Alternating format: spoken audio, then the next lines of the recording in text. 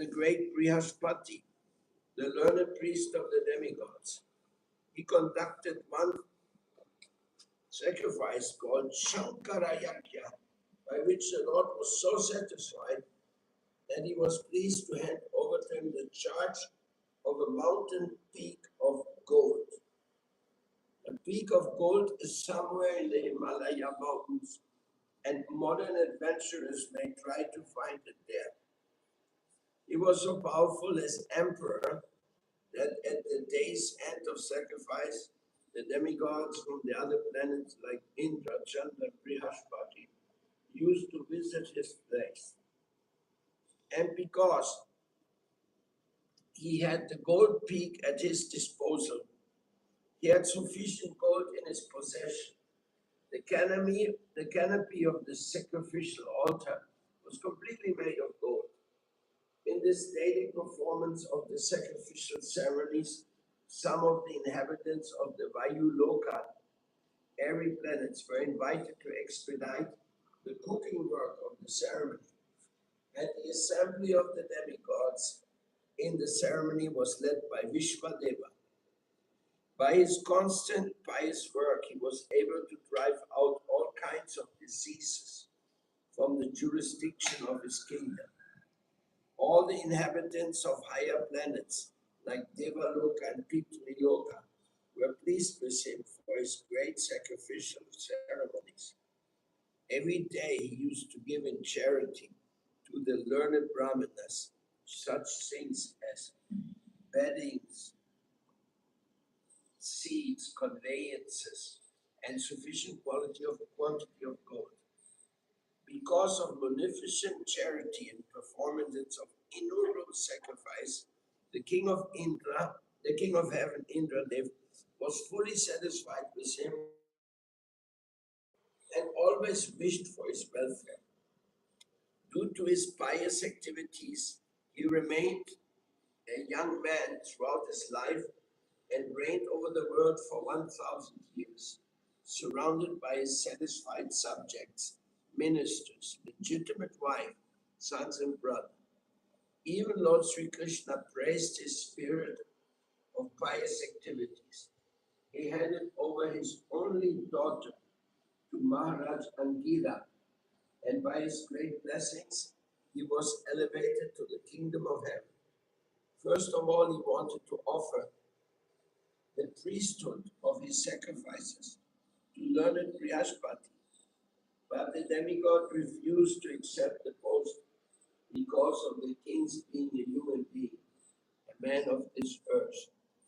He was very sorry for this, but on the advice of Narada Muni, he appointed Samvarta to the post, and he was successful in his mission. The success of a particular type of sacrifice completely depends on the priest in charge.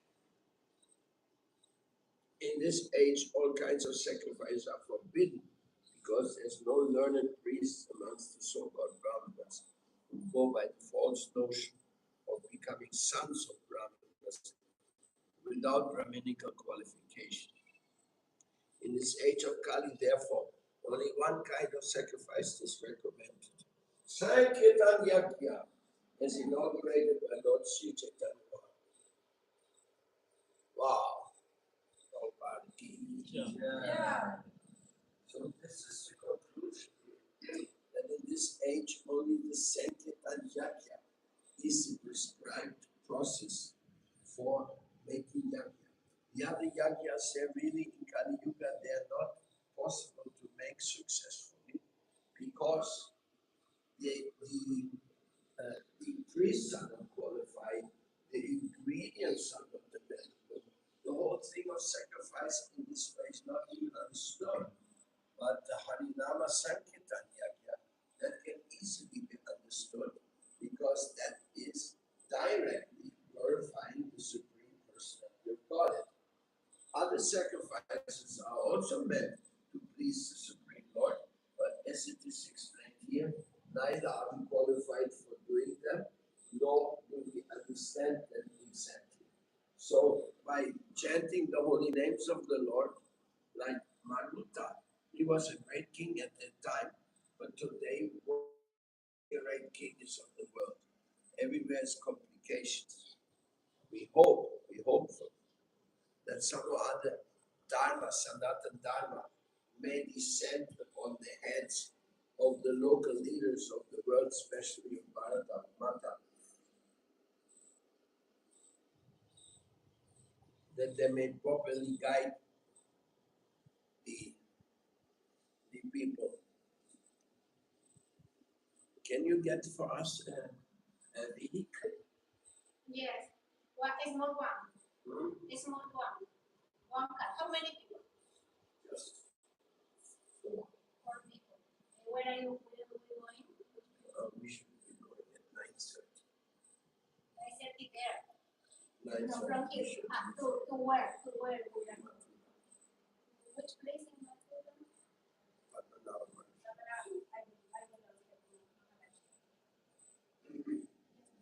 So this is the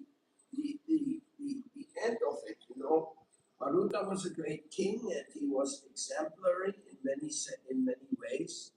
He managed the world, whole kingdom of the world for 1,000 years.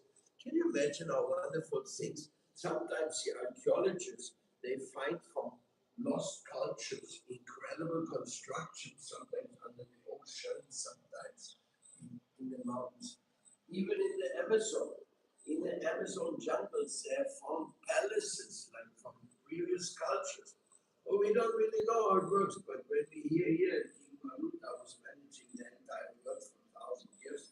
So no surprise what he could have done, no? All the wonderful things. I mean, when human beings get enthusiastic, we can see that they are pretty expert to do to make big construction. Look at Angkor Wat in Cambodia. This is such an unbelievable place.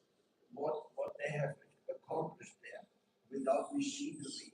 No, nobody can even imagine, wildly imagine, how in the world people get so much enthusiasm for so much construction because in one way or another, that's not necessary. We can live in simple huts, straw huts, bamboo huts, and we live happily and naturally.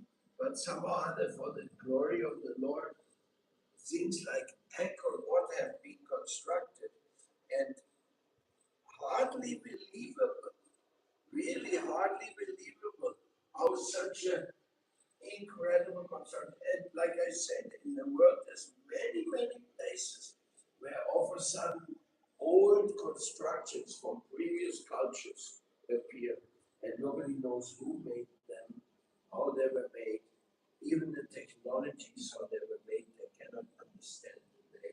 The Inca constructions in Peru, they are almost impossible to repeat with modern machinery, what to speak, in those old days. So here we are very impressed how Srila Prabhupada brings everything as usual to the conclusion. Conclusion is that in this age of Kali, therefore there's only one kind of sacrifice which is recommended. So therefore we have to concentrate on that. We have to concentrate on the Sankirtan. And what does that mean? Well, we try to organize different moments and circumstances that the holy name of the Lord can be sung with great joy and people are looking forward. And we see that even today. We see that so many even modern versions of Sankirtan are getting great following. People are chanting the holy names, even in the yoga schools, they are chanting the holy names. So what can I say? It's just an amazing surprise. Always an amazing surprise. That by the Sankirtan Yajna, we come to the highest standard. Why? Because we're doing the Yajna for the Lord. It is the same as if you made Ashwamedha Yajna or Rajasuya Yajna. Huge sacrifice made by huge kings. No, we have to just bring our Sankirtan Yajna. Maybe in just first with people on Sunday feasts. We are chanting with 50 people, and or we go out on Harinam Sankirtan and sing in the streets. Many times when we went out on Sankirtan, I was wondering, Krishna, how do you have us doing this Sankirtan yajna here? How do you have us go out in the street? Sometimes very few people listen, sometimes many people listen. I remember Santiago, Chile. That was one of the best Harinam places because when we went out and chanted in the center of town, the kirtan of the devotees was surrounded by a crowd of people. Everybody wanted to see who are these people, what are they chanting. Rarely to get this nowadays that you get a great crowd of people listening to you. But this is the Sankirtan Yajna, and this is how Chaitanya Mahaprabhu came to us. And this is how he keeps going to other places. He is the one who is going to save the people with the sound of the holy name. There's nothing more powerful than the sound of the holy name. And the sound and the power of the holy name is not something which you produce. It's something which utilizes you. You are part of the divine plan. That is what we can understand. That somehow or other by Krishna's grace, we are part of the divine plan. He can do whatever he wants with us. We don't know how, when, where, we don't know. But he's using us. Definitely he's using us. Lord Krishna is not shy. He knows we can use. And if you want to be used by Krishna, Krishna will use you. So, but look at Srila Prabhupada. How many years he had to wait before he could really do what he had to do? No, sometimes we may be surprised. Srila Prabhupada was 69 when he came to America, 69, 70, and then 12 years of work. Then it was almost 1882. So then Prabhupada left the world. So 12 years in the advanced age, in the advanced level of his body. And he did everything. He pleased Lord Krishna. So what is our future? When will we be able to do something wonderful for Krishna? It is up to him. We can only try. We can try to use our intelligence, our heart. We can try to follow our Guru's advice. What to do, where to do. I myself, I'm not even sure how to do things. I'm surprised.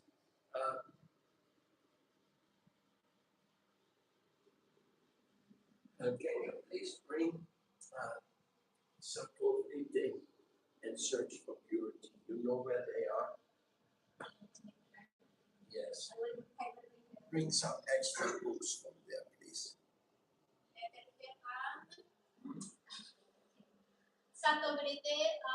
Search for purity. You can bring 3 of each. So what can we do? If Krishna is the supreme controller, we can only pray to Krishna. Utilize me. I am at your disposal. I don't know how much you want to do. When I was in ISKCON, I served in Paris. I served in Germany. I served in Denmark. I served in Sweden. I served in Finland. I served in Brazil. I served in Colombia. I served in Panama. I served in Costa Rica. I served in Ecuador. And all the places where I served, I'm not connected to them anymore. But they still exist. They still are projects utilized for Krishna.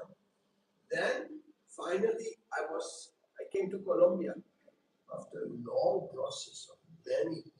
Then I was doing Colombia Seva And again, I was going to be removed. By political things, I was going to be removed. No, get out of here, go somewhere else. Then I was protesting. I said, how is this that we get kicked out from our service? Then they said, okay, you're right, go back. So I went back to Colombia. So then I stayed there. Then after some time, again they wanted to kick me out. Again, second time. At that time, the devotees in Colombia told me, we work with you. Doesn't matter, with ISKCON or without ISKCON, but we work with you. So when they said this to me, I had a choice. I can stay with the leaders of ISKCON who don't appreciate me because I have very many critical remarks to make to what they are doing.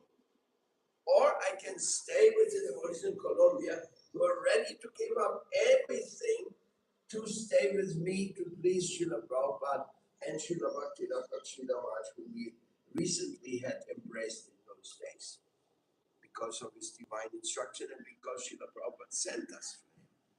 So, what big question, what big choice I had, that was not difficult to make. So I stayed with the devotees in Colombia, and that connection is there until today. I hope I will die with this connection, serving them.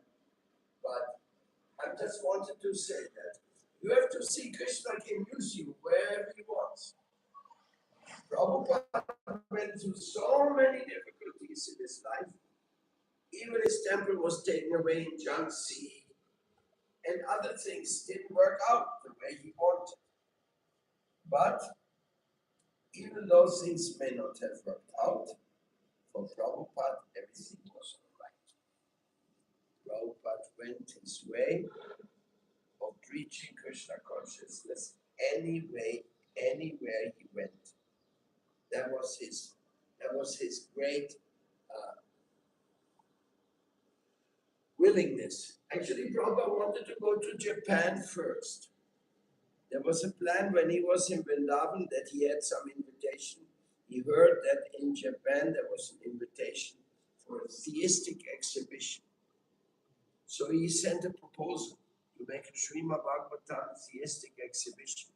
And he sent some pictures and some shlokas which he wanted. He sent it to the Japanese embassy, and they answered, no, we have no time for doing all this. So he was not accepted, he didn't go to Japan.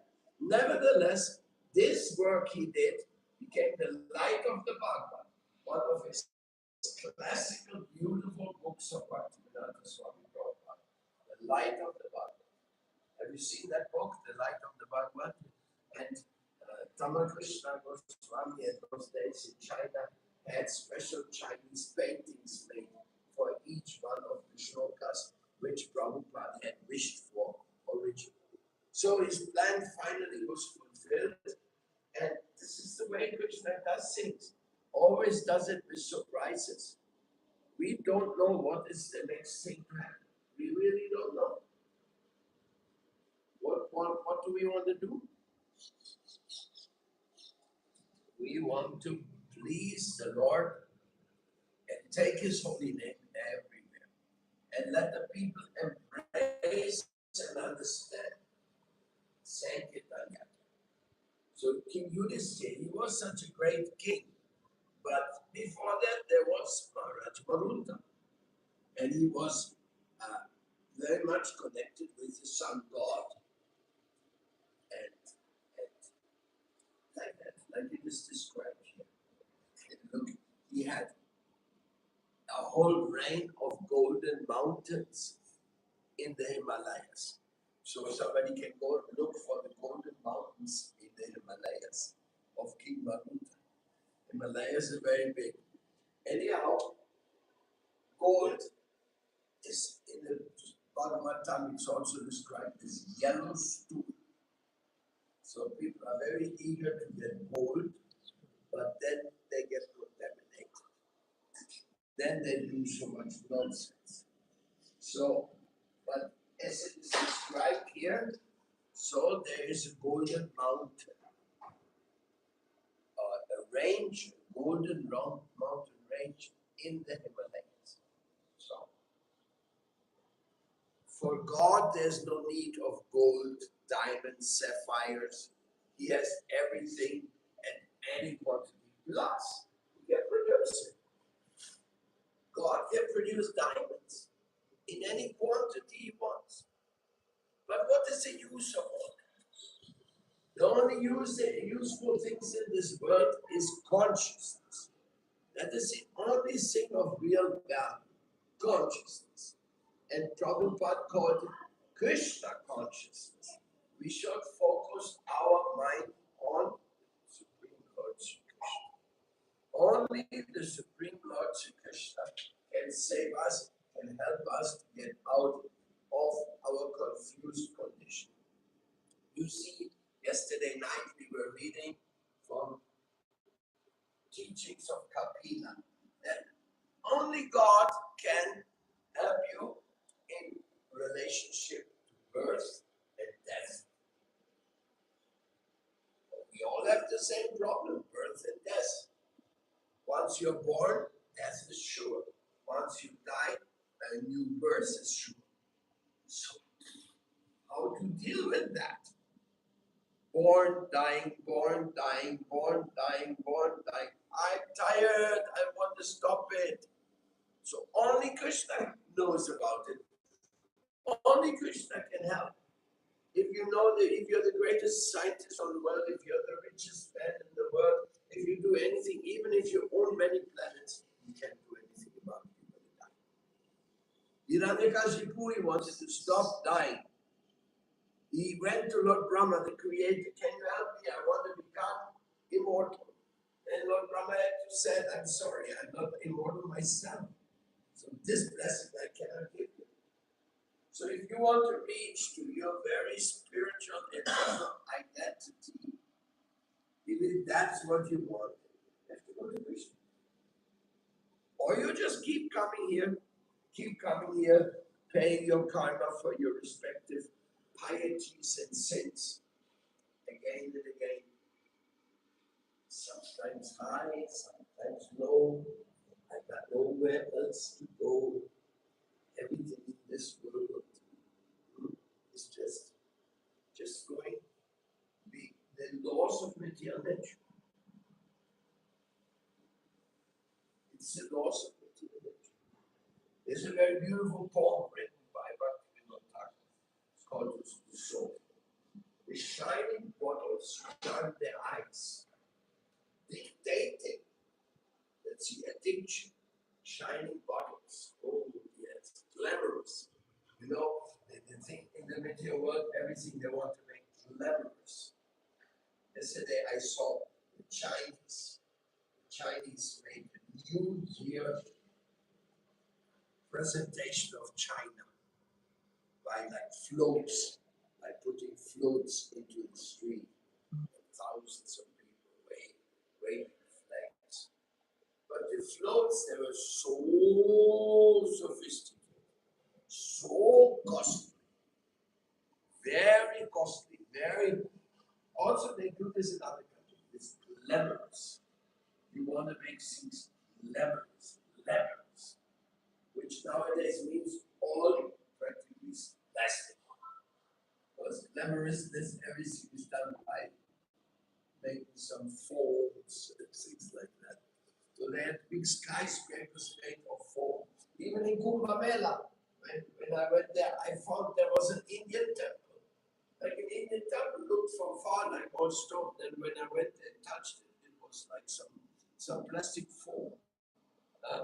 But they had made like a huge temple. So, yes, you can imitate, you can be glamorous in this world. But all glamorousness, having lights and fires and this and that, it's all temporary.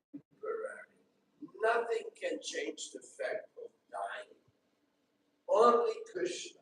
If you want to deal with the subject of death, go to Krishna.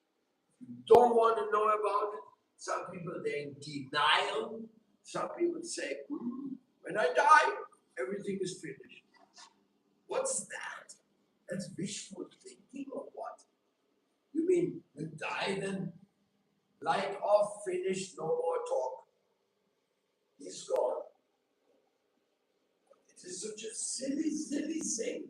Look, when you're under anesthesia, then the doctor comes with a knife and he cuts in your body and you don't feel anything. And then when the anesthesia is all gone, and you come back and you think, oh, they cut all here. Oh, I was not aware. In other words, you're not this body. This is so obvious. You can also leave this body. You can also get another body. It's so obvious. The consciousness and the body, they are two things. By the karma, you may be identified with this body. You may be directing your body, but you cannot stop dying. You cannot do anything about it. So you want to know about that. You want to know about your eternal function. What am I supposed to do? Like there was a nice sign on the road when we went down to Chile, 4,000 kilometers. There was a big, like a billboard that says, "Where do you want to spend eternity?" Good question. It's my question to you. Where do you want to spend eternity? Or you just want to go here, little there, little there, like a colibri or a bee goes to every flower, picks a little pick, and then the bee abandons the flowers. I already got the honey here, now I'm going to go to another flower. This is what materialism is. You want to go here and there and here and there and just enjoy. Not be responsible. Krishna says that doesn't work. Whatever you do in exploitation, you pay back. You pay back 100%. Even the Christians know that. They call it an eye for an eye, a tooth for a tooth. Or they say, as you sow, those shall reap. So nothing complicated about it. So, by the grace of Srila Prabhupada, he tells us, go to Krishna if you want to solve the problem of death. He knows it. He can solve it. He is the master of Yamaka. He's the master of death.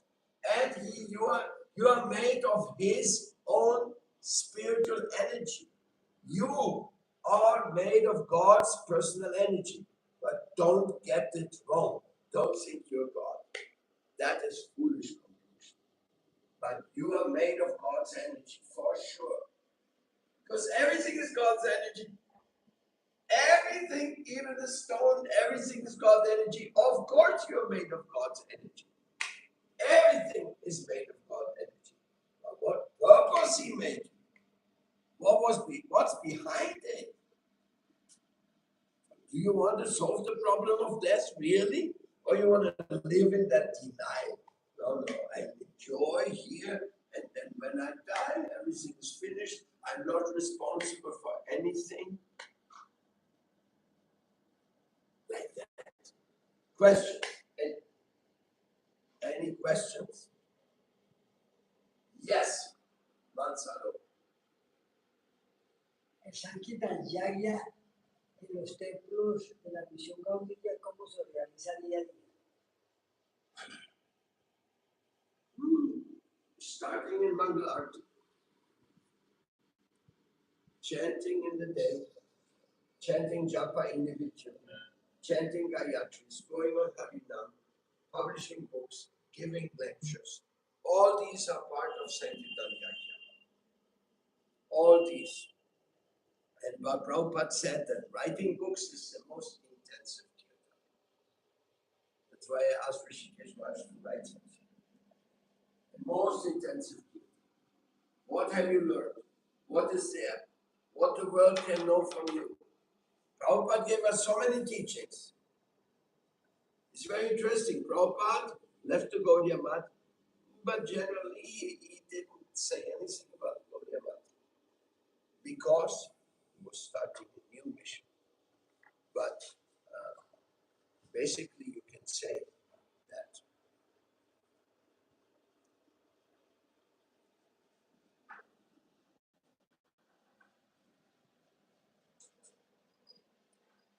Prabhupada started the mission according to his vision, how it will work. And when I was sitting down, looking at the situation of the Vaishnava missions, I came to the conclusion that there are some adjustments have to be done. And I found that these adjustments are made by Srila Jiva Goswami and Vishnu Vaishnava Raja, which means a mission beyond the missions. All missions belong to one mission. What mission? The mission of the heart, free-flowing Vaishnava Sadhu Sangha, branch. Like for example, Kumudvan. Kumudvan is a nice little Brahmin community. They're worshipping the deities. It's a place in Rajmanda. And we are coming from who knows where. But now we see, oh, Kumudvan, we have something in common. We want to make this place more beautiful because people are going there. So then they will be feeling the greatest joy seeing a beautiful Kunda next to the shrine of Kumudvan.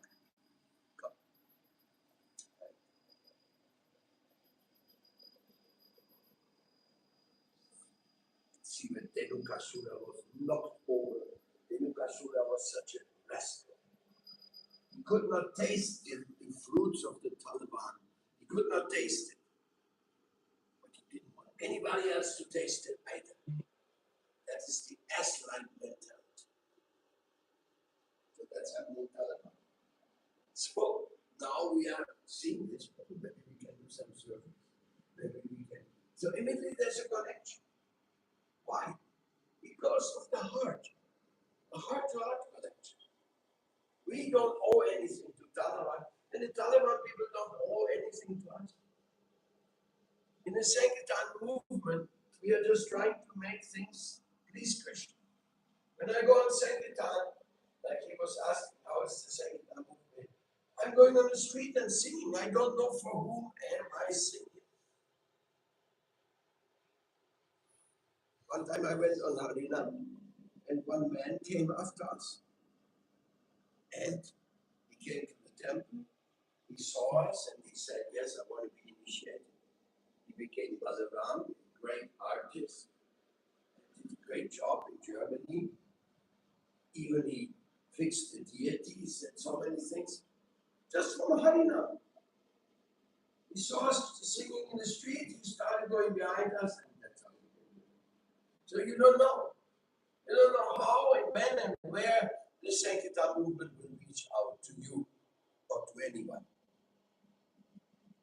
But one thing is for sure, if you want to tackle the problem of death, you have to go to Krishna. Krishna is the only one who is beyond birth and death. Any other question?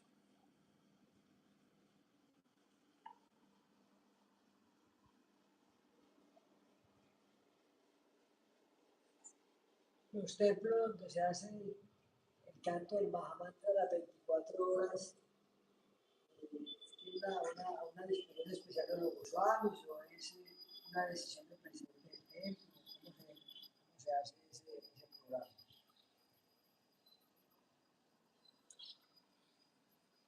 Ganda Kirtan, non-stop Kirtan, that is also a very glorified way. So if there's many devotees, they can organize that. It's by the wish of the temple president or the acharya. Sometimes it's very nice. Usually in the Akyana Kirtan, when you go there, there's one or two devotees. They keep it going, no? Then you have other bigger, like Krishna Balaram, Mandir, they have Akyana Kirtan, they have nice too. There's no hard and fast rules on that. It's definitely good to chant 24 hours a day, if that's what's meant to be done by you. Because the Guru will tell you. Somebody chants all day, maybe not doing anything practical service. Maybe Krishna has a different plan for him. But that's it.